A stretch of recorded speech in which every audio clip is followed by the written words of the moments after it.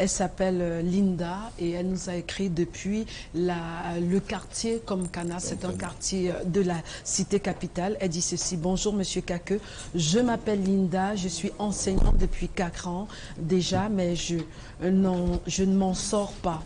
Pour amortir mes fins du mois, on m'a conseillé de faire dans la vente en ligne. J'ai investi 200 000 pour acheter des accessoires divers. J'ai commencé à poster sur mes statuts. Au début, ça semblait marcher, je vendais bien au point où j'ai même augmenté le stock et les variétés car certains clients demandaient ce que je n'avais pas. J'ai injecté 400 000 supplémentaires, mais dès que la marchandise est arrivée, les ventes ont miraculeusement cessé.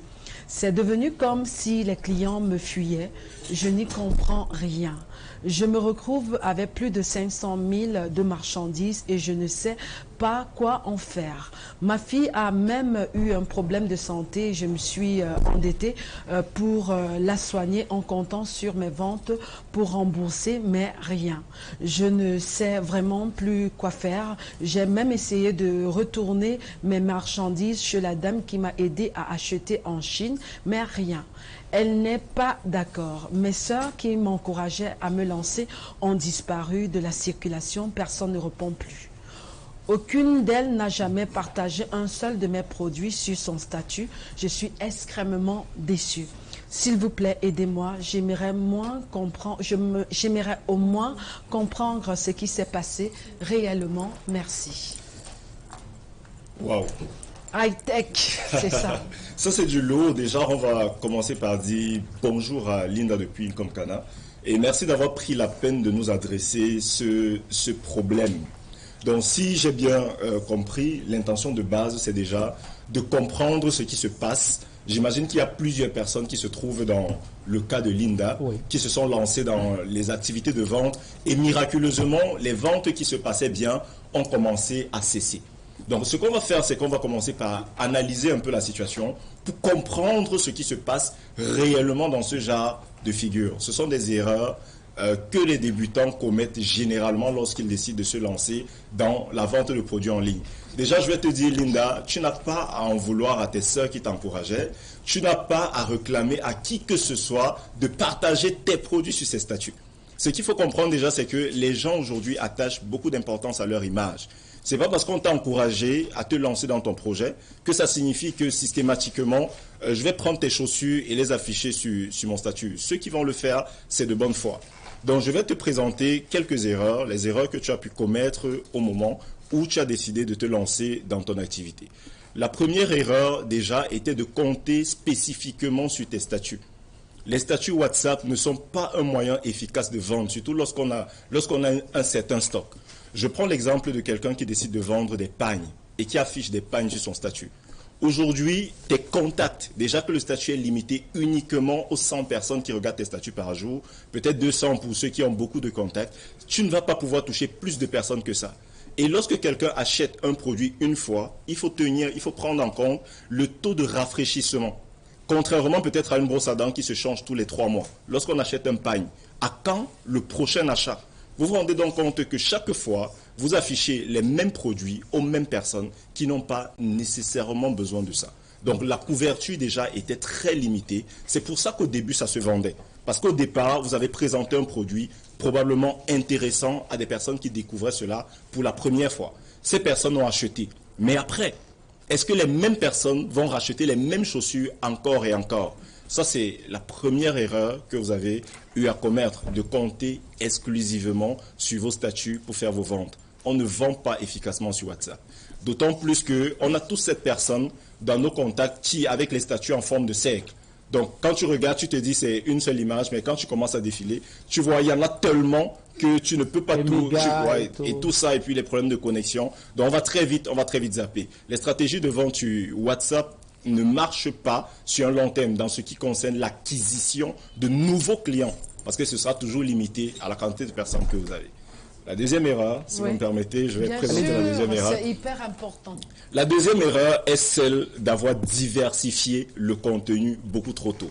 Dans le message, quelque part, on disait, les gens demandaient des produits que je n'avais pas. Et du coup, j'ai acheté. Ça, c'est une erreur catastrophique. Il ne faut pas se lancer dans la vente en diversifiant.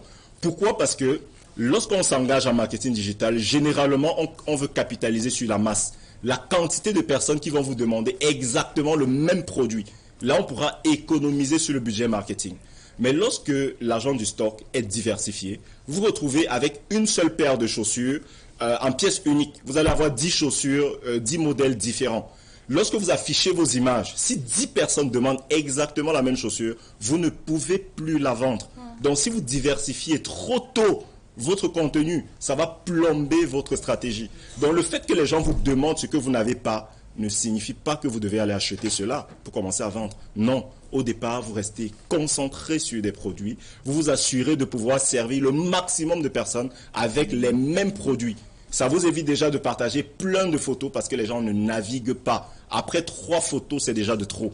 Pour ceux qui postent les statuts, vous avez peut-être fait l'expérience. Généralement, quand vous regardez le nombre de personnes qui ont vu vos statuts, à partir du 3e statut consécutif, les vues commencent à baisser. Après, c'est peut-être le lendemain que ça va remonter parce qu'on pense que vous avez renouvelé. Donc, les contenus que vous allez mettre au fond, généralement, ne sont pas consultés.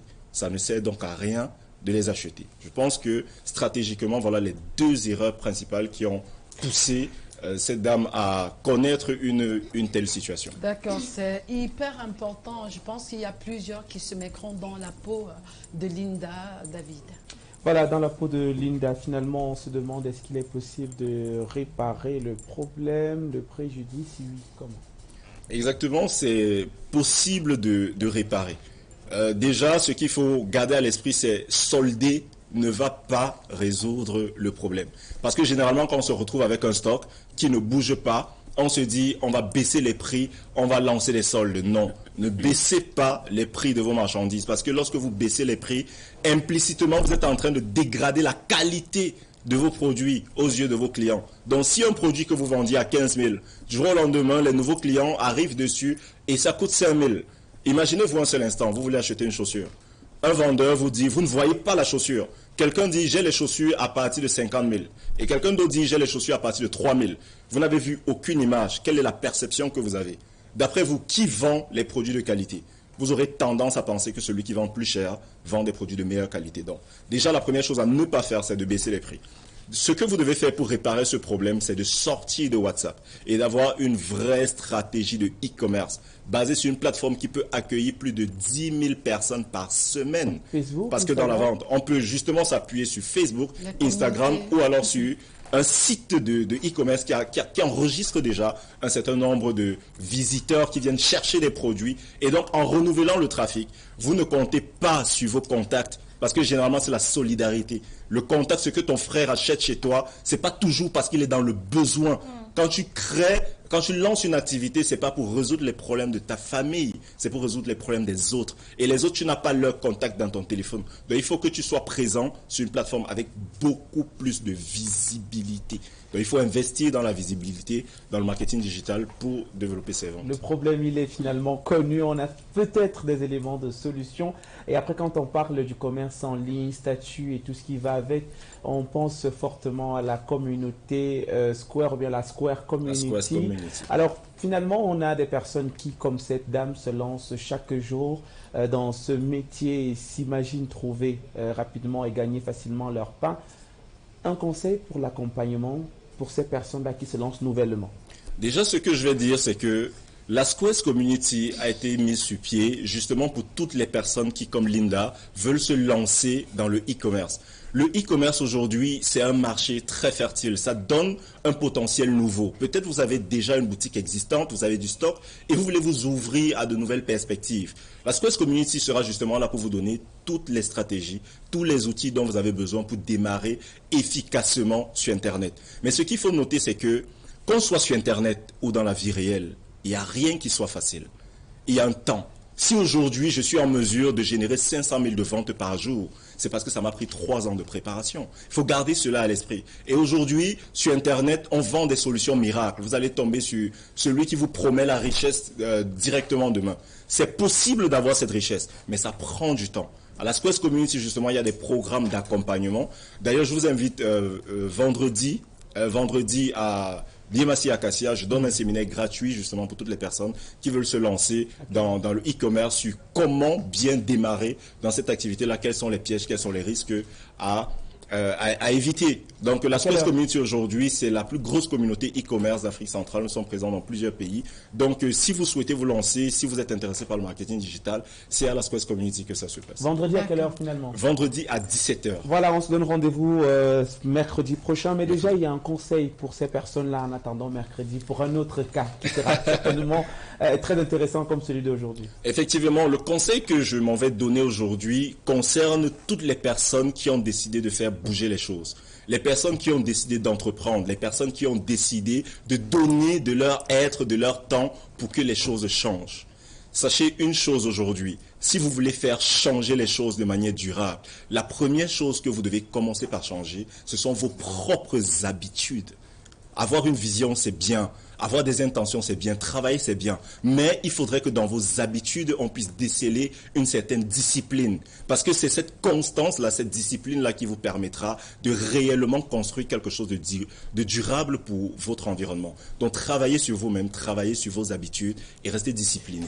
Merci Curtis Kake et à mercredi. À mercredi. Je rappelle que pour toutes les personnes qui me suivent et qui veulent en savoir plus, vous tapez tout simplement Curtis Kake sur Internet et donc vous allez atterrir sur ma page personnelle. Je vous donnerai tous les détails supplémentaires dont vous aurez besoin pour vous lancer efficacement. D'accord. Curtis, moi j'ai une question qui brûle mes lèvres. Oui. Parce que généralement, quand on met une entreprise sur pied, c'est ce que j'ai remarqué, ou un projet sur pied, vous allez remarquer que votre entourage ne va jamais vous accompagner.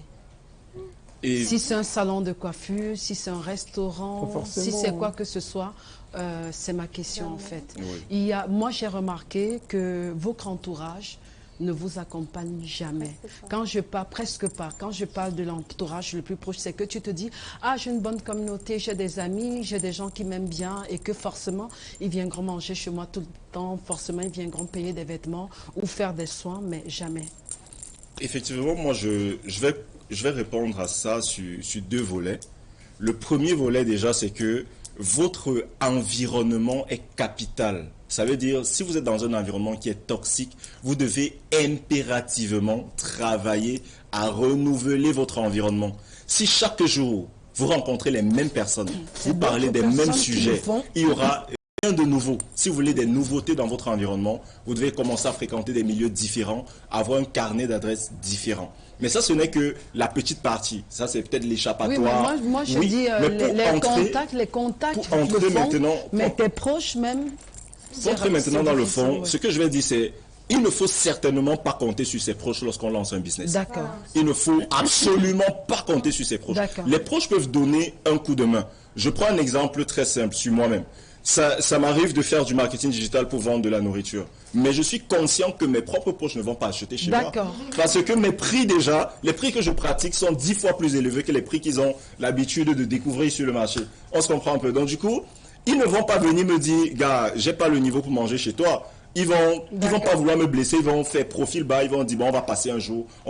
Mais il faut réellement travailler sur une vraie stratégie. D'accord, si on veut lancer son business, pas nécessairement Merci beaucoup, Curtis. En tout cas, on reviendra vers toi si on a d'autres soucis. Si vous également, vous avez un souci lié à sa rubrique, n'hésitez surtout pas. On va souffler un tout petit peu avec cette chanson qui parle de l'annonciateur double de l'artiste Bironi Man.